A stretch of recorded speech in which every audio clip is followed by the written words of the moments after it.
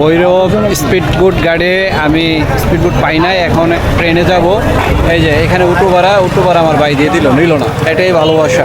ভাই হাই দেন, অ্যাকসেপ্ট করে দেন বাইরে।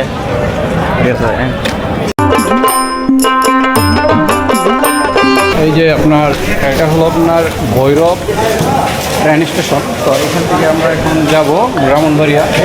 এখানের পরিবেশটা খুবই ভালো। তো ঢাকার থেকে এই যে এই রাস্তাটা, এটা হলো আপনার ঢাকা থেকে দেখা গেল কি কক্সবাজার, ব্রাহ্মণবাড়িয়া, সিলেট। আর আমরা যাব ওইদিকে ব্রাহ্মণবাড়িয়া। তো ট্রেনের জন্য এখন আমরা অপেক্ষা করব। আমাদের ট্রেন এখন আসবে আপনার 8:30। তো না আসার এখন যদি অপেক্ষা করতে হবে, কিছু করার নাই। তো পাশে একজন ভাই পাইছি, তো বাইক জালমুড়ি খাওয়া আর আমি খাই, এখন জালমুড়িটা খাবো, দেখি কেমন লাগে। কি মামা কেমন জালমুড়ি? যাক, মামা বললো যে আলহামদুলিল্লাহ এর উপরে কোনো আর বাসা নাই। আর যেভাবে বানাইতেছে আমার মনে হয় মানে খাবারটা এখনই খেয়ালাই। কি মামা?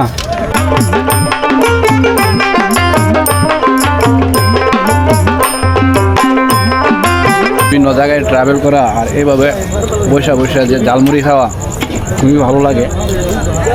কিন্তু বিষয়টা হলো আপনার সব কিছু চিনতে হইব, বুঝতে হইব, জানতে হইব, নাহলে আপনি পুরো পৃথিবী ট্রাভেল করতে পারবেন, আরাম পাইবেন। আর যদি কোনো কিছু না চিনেন বা না বুঝেন, তাহলে বিপদে পড়বেন। আপনি একাই হিট করতে হবে, বুঝছেন না? ড্রেসগুলা আমার কাছে মানে আমার মন মানসিকতা খুবই ভালো লাগে। তো এখন যে আপনার ট্রেন স্টেশনের যে আপনার কারেন্ট নাই, ভৈরব আপনার স্পিডবোট যে ঘাট, ওইখানে পাইলাম আমার এক ভাই, ঠিক আছে, আমার বড় ভাই। আর আরেকটা পাইলাম ভৈরব আইসা ট্রেন স্টেশন, মানে ওনার মাওলানা, ঠিক আছে, এই যে আমাদের মাওলানা ভাই, এখানে একা ব্রাহ্মণবাড়িয়া বাড়ি। তো পাওয়ার পর আমার ভাই বলতে সমস্যা নাই, এরপরে ভাই বলছে কিছু খাইবানি, খাইছে না। তা আমিও বলছি খাওয়ার জন্য, খাইছে না, তারপরে খাওয়ামো, কারণ ছোটো মানুষ একা আসছে, ঠিক আছে। তো দেখা গেল কি আমার জেলার ভাই, কোনো সমস্যা নাই, সাথে নিয়ে ঘুরতেছে, খুব ভালো লাগে। কারণ মোল্লা মানুষ, আর মোল্লা মানুষগুলোকে আমি অনেক পছন্দ করি, মানে মন থেকে ভালোবাসি, ঠিক আছে। তো আমরা এখন 3 ভাই একা আসছি। 8:30 বাজে আপনার আসার কথা ছিল ট্রেন, কিন্তু এখনও আসে নাই, প্রায় 9টার উপরে বাজতে পারে। অপেক্ষা করতে স্পিডবোট পাই নাই, তারপর ট্রেনের জন্য অপেক্ষা করতে দেখেন প্রায় এখন রাত্রের 10টার কাছাকাছি বাজে। তো এখন ব্রাহ্মণবাড়িয়া যাব, আশা করছে আমাদের ট্রেন। এটা হলো আপনার তিতাস।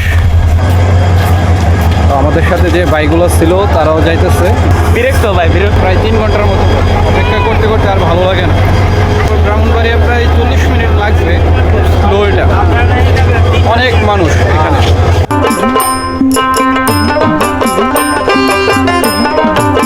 বসার কোনো জায়গা পাই কি না পাই আল্লাহ জানে।